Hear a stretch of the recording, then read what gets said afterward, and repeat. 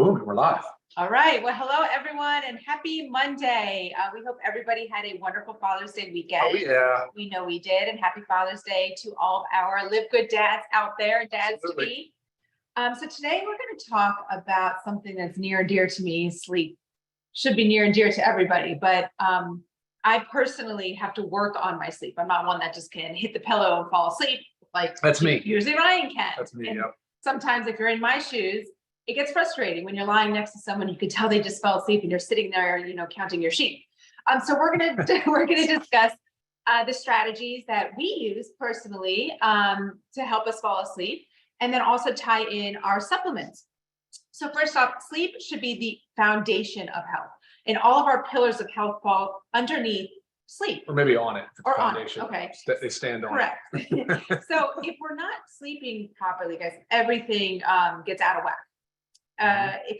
Most people are actually 50 to 70 million in the US struggle or have sleep disorders. Okay. 1 in 3 do not get 6 or less hours of sleep. So do not get the recommended 7 to 9 hours of sleep. Okay. 1 in 3. It's a really big deal. Yeah. These are high numbers. Right. And think of all the health conditions that can follow along with lack of sleep. Oh yeah. Well, so sleep deprivation, and this is a really big topic, and I think there's a lot of cultural aspects that play into this too, but like sleep deprivation is probably the largest risk factor for chronic disease. We're seeing a nonlinear growth and acceleration of chronic disease, right? We're also seeing a nonlinear growth of sleep deprivation. So I think the study showed like 1942, roughly back in the 40s, average sleep per night was 7.9 hours, 8 hours. Recently it's down to 6.5. And then we're going to talk a little bit about why that's so important, that we need to address those things. But chronic disease, I would start there. I would think about, okay, what's the easiest life hack, biological demand needed thing that we can do, that we can control to improve our quality of health? And I would put it right there. I'd say sleep is absolutely number one. Yeah. Lack of sleep can, put you at risk for heart disease, heart attack, heart failure, diabetes, blood pressure, big one for cognitive decline, depression. Yeah, think about how you feel when you don't, get enough sleep. And it's actually, I was reading a study that if you get less than 6 hours of sleep a night, you are 30% chance likelier to be obese. Oh, wow. That's a big deal. And it has to do with, our hunger hormones that get dysregulated when we don't get enough sleep. Yeah. So it's a really big deal. But you're just saying hormones, then why is sleep so important, right? I don't know if we're going to go into that, but it's like when that body goes into rest, we're taking out the trash. Sure. We're committing those events from the day prior into memories. We're literally like hitting the save button on the work that we had just performed from the day prior. Your body, now they actually recently identified that the brain has a sewage system similar to like our lymphatic system in our body. And the glial cells in the brain at night, when resting and sleeping, they actually shrink, and there's a wave. It's like they're taking out the trash. You're cleaning out the junk from the day, and the neurons and everything, they're making new connections, they're committing to things in memory, and they're setting up the brain for the day of learning to come ahead. It's an incredible discovery, though, this concept of a sewage system in the brain to wash out the trash. Right. Yeah, and what's happening too? You said hormones, proteins are all being, manufactured. Obviously, we're seeing a lot of biochemical reactions while we're sleeping, and the sleep scientists are starting to get a better understanding of it. It's still a giant mystery. We spend a third of our lives, right? If you're doing 8 out of 24 hours, a third of our lives asleep, and and unfortunately, it seems to be that most people aren't really putting that as high of a priority as it probably should be. A couple of quick things that are of note, like the Guinness Book of World Records banned. They won't even allow people to try to achieve sleep deprivation records. Right? It's just too dangerous. In rats, when sleep deprivation was, they died 20% faster than starvation. And there's a lot of studies that they've used lab rats for, and it's quite unbelievable actually when you start looking into the studies that have been done. It's very conclusive. It's without a doubt. So, which just shows you that we really need to make this a priority in our lives. Yeah. You need to shut your body down earlier. If you're working up right until the last minute, yeah. Or you take phones in the bed with you. Anything that can disrupt. We really have to focus on falling asleep and staying asleep.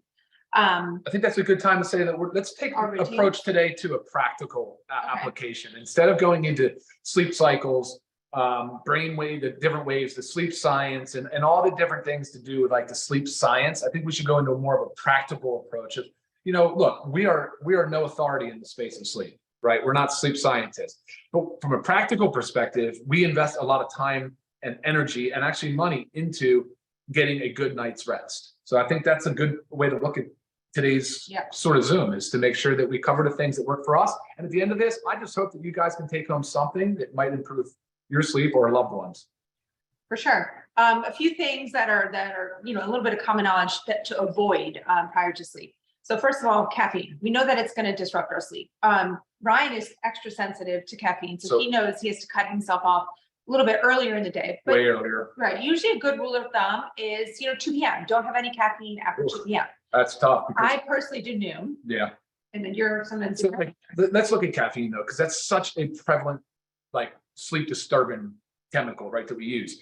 It has a half-life of 4 to 5 hours, right? I know I'm a poor metabolizer of caffeine. I had my genetic test done to show my pharmacokinetics or pharmacogenomics.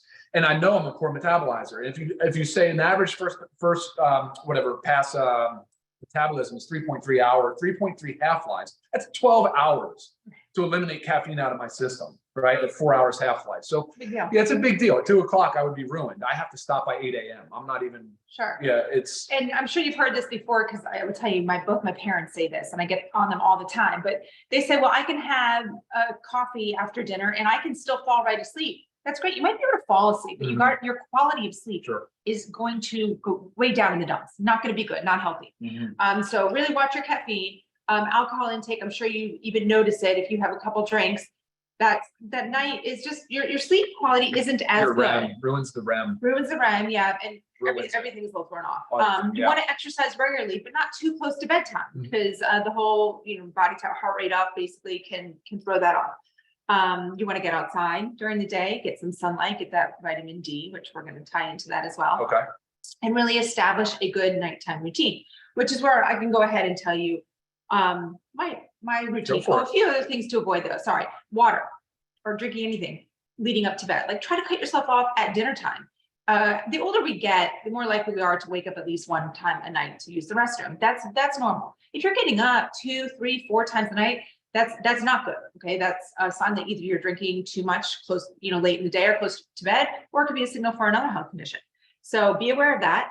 I like to just kind of cut myself off at dinner, maybe have little small sips to wet the palate. Okay, so what do we do? Temperature wise, you want your room cold. I'm a very hot sleeper. So 60 degrees or below, okay? No warmer. I also use something called a chili pad, which goes under just my side of the bed, and I can regulate my own temperature on my side. And I usually drop that down to 63 degrees. Makes a huge difference in my sleep, big difference. I use a weighted blanket.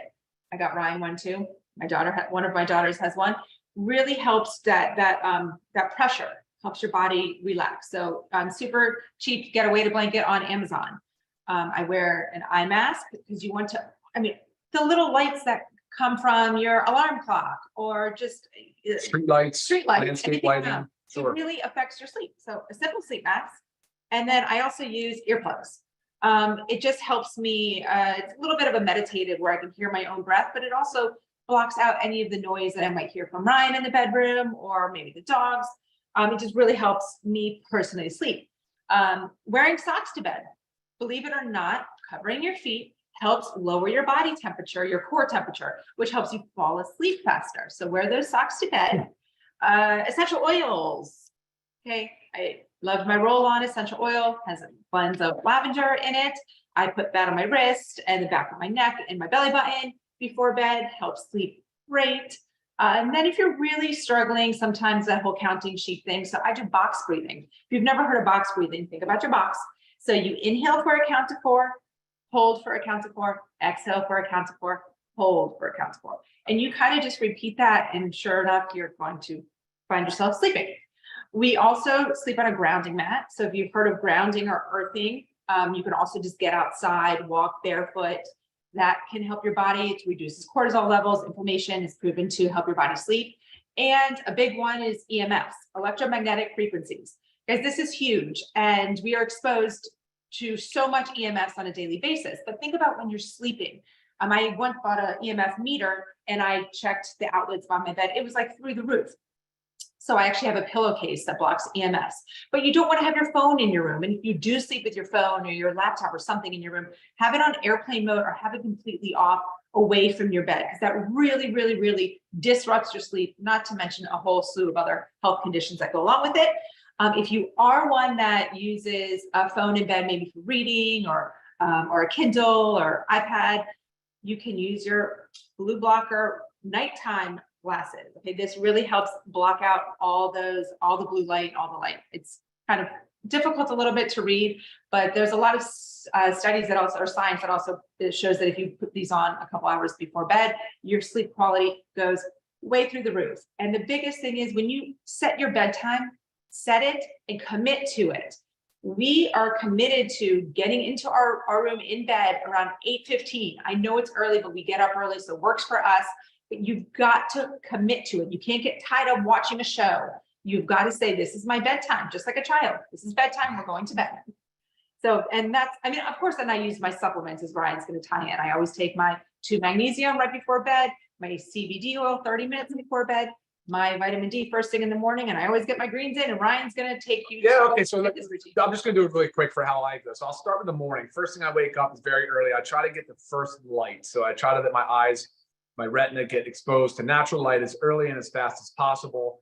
It sort of starts to set up that sleep awake cycle, suppresses melatonin early, and then obviously sets me up for a day of productivity and action. So, all right, when I first get up though, I will spend some time reading and doing some things before I get going. Then exercise comes into play. I'm not laying out exercise supplements or anything like that today, but that's a whole different category. So once I get done my exercise, once I break my fast with food, a little bit of fat in my food, I take my vitamin D supplement. So D3K2, fat soluble. It's involved, the vitamin D is involved in the sleep and awake cycle. I mean, they call it the sunshine vitamin. Our body makes vitamin D in response to sunlight, and it does something to do with the pineal gland in the brain, where it basically tells and suppresses the melatonin secretion early in the day, and it sets it up for, like I said, that sleep and awake cycle. So circadian rhythm, of course.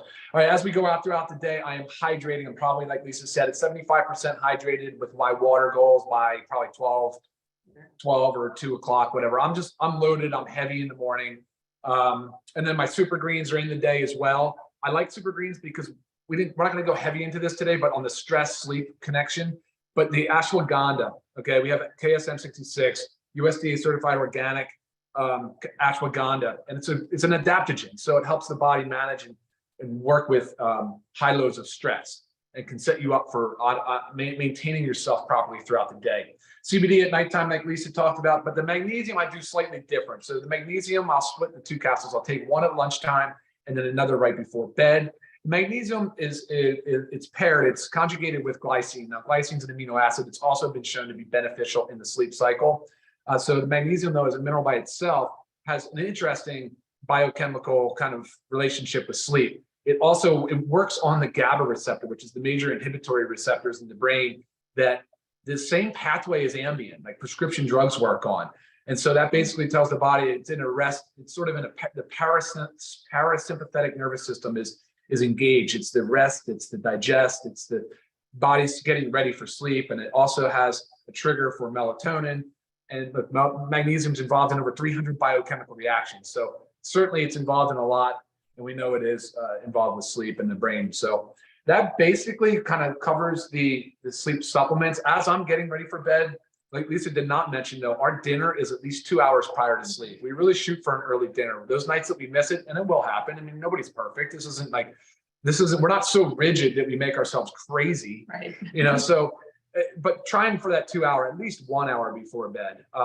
Minimum, so 2 hours is a good goal. And then we're getting ready for bed, and the blue light exposure, getting the kids to sleep, managing our stress of the day, decompressing from the day. Yeah, all that stuff's super important. That's why the breathing techniques work too. But getting the air temperature set properly, all very, very important stuff. So Lisa had some great advice there. There's physical, anatomical issues some people have.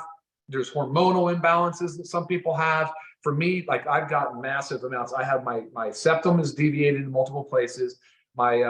I have a collapsed nasal passage. I mean, it's just crazy. So I have to wear like, I actually, for the people that snore and have trouble with the nasal breathing, you know, just due to whatever, sports injuries, broken nose multiple times, I actually have nose vents. These are little like silicone vents you can get on Amazon. Insert in the nose, can keep the airway open. They're a similar idea and concept to the clear passage or these nasal strips, right? To just kind of open the passageway. I do the same thing. I work through my breathing. I don't like getting up throughout the night, so I try not to overconsume any beverages late. Alcohol, of course, like Lisa said, in moderation, very infrequently throughout the week, you know, 1 to 2 days, whatever it is, but you're not doing a lot of it. And then, yeah, I think that pretty much covers my routine. Right. Yeah. And talk a little bit about, if you want to know a little bit more about ways to track. I have my Aura ring true. here that I use. I'm not religious about it because I don't want to be. I don't want to be so like strict about it. But I have lots of check-in weeks where you really want to help perfect your sleep and your sleep cycles. Yeah, that's right. Absolutely. I do wear an Aura ring as well. There's the Whoop. There is the iWatch. There's a lot of wearables, and you can get a cheap wearable online. But to simplify the numbers, because that's one thing that I got a little bit too obsessed with, and I just try to simplify it, is 2 hours of your 8 should be REM. 2 hours of your 8 should be deep sleep, and then that remaining 4 hours, if you're calling it an 8-hour sleep, the remaining 4 will just be a light sleep, and then assuming there's a few wake ups in the night as well. And I think that's just a good normal way to look at it. 2 hours of REM and 2 hours of deep is a tough goal to hit. Yes. It's not easy. Like I'm not hitting 2, and when I do, I look for the supplements that work the best, and I would say for sure that the magnesium has been a big player in that. Right. Yeah, absolutely. And just remember, everybody's different, so you guys have to try what works for you. It's really about experimenting with things. Yeah, no, it's a huge topic, guys, and I really hope this at least there's a simple takeaway message of like, get 7 to 9 hours of sleep. Let's start there. If you're already doing that and you're really trying to dial it in, listen to some of the things that Lisa said. And if you have any suggestions, please let us know. Send us an email or whatever other way of messaging. And if you are getting 7 to 9 hours, guys, but you don't wake up feeling rested, you really should track your sleep and see what sleep stage you're missing, because you could really be deficient in one of those sleep stages that you've got to work on. Because if you're sleeping 7 to 9, you should wake up feeling like a rock star. Yeah, absolutely. Yeah, and sleep apnea, of course, we've all heard about the risks associated with sleep apnea and heart disease and all the different things and the problems with that. So I did actually try, I tried the machine, but the machine just didn't work for me. Right. Oh, and there's one other thing I did mention too, is regular sauna use. If you have access to a sauna or a hot tub, using one actually before bed really helps your sleep. I know Ryan can usually have the time to jump in the sauna in the evening, and he notices Big that difference. his sleep is like amazing It's at so the good. sauna. So if you have access to one, go for that as well. Anything coming up? Geez, so much coming up. Yeah. So what are you hinting at? So I know things have been leaked out and dripped a little bit. That was not my doing, but yeah, there is a slow release sleep aid that we've developed. It's a patch, and I love it because when you go to sleep, we're not asking you to drink anything, we're not asking you to chew anything, we're not, and so what we're trying to do is put something on. It's a slow release mechanism that can help you sleep through the night, and I think you guys will really enjoy it. So that's getting closer.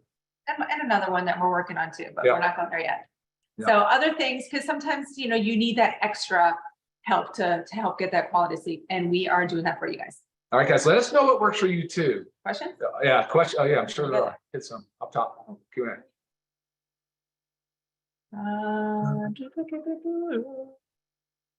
Caffeine comments. Yeah, please keep that caffeine early. Cut it off early. Plus, it's not good. How early do we wake? I mean, I get about 4:30. Ryan's a little bit 5:30. 5:30. But we're also in bed at 8:30. Okay. What's the name of the nose vent? Oh, not sure. Just type in nose vent on Amazon. There's different sizes and such too. You need to figure out which ones work for you. Your wife sleeps and is always tired. Definitely track the sleep, like we said, Right. And I would also get some other things checked out with her doctor, because again, if you're sleeping and not feeling rested. Well, yeah, too much sleep is not necessarily ideal either, right? Anything above 9 hours a day. We didn't talk about napping. Napping can be very, very beneficial for the right person, but you're not really, doing yourself many favors if you're napping late in the day and then disrupting your sleep. Yes, magnesium 100% helps with sleep. I don't like the machine either. The CPAP was really tough for me. They do make A full mask. or a mouth guard. Oh, that's true. I forgot about that. Yeah, I would talk to your dentist about that, because there's a mouth guard that can be fitted to you that is supposed to help with sleep apnea. For the sleep apnea, you can even buy it. There's one on Amazon. Be careful because it can cause TMJ of the jaw. But there is a mouthpiece. It kind of keeps the jaw, the lower jaw, from slipping down. It keeps it in place. It's beautiful. It works phenomenally for me. But I do wake up with jaw soreness. I can't remember the brand of the grounding mat I have. But if you can email me, lisa@livegood.com, I'll look that up and let you know. Yeah, work schedules can be really, really tough. People that have careers that get in the way of like a normal, say, night's sleep or whatever it is, you really have to make tough decisions in your life and figure out ways to balance that out. Especially for a lot of your travelers too, that are constantly subjected to jet lag. Super greens can be used close to bedtime. I mean, but they don't need to be at all. It's just about balancing your stress response throughout the day. So keep it early. I would keep super greens earlier. Don't mess with too much around bedtime. Minimize. And you don't want to drink all that fluid, right? So, okay, I think that was it. Yeah. All right. Great. Awesome. Let us know, guys. We'd love to hear back from you on this topic as well. We know it's a lot of different little life hacks, and I hope you were able to take away at least one or maybe few ideas and borrow some things from the things that work for us. Yes. All right, guys. Take care, everybody. Have a super productive week. Bye, everybody. Bye.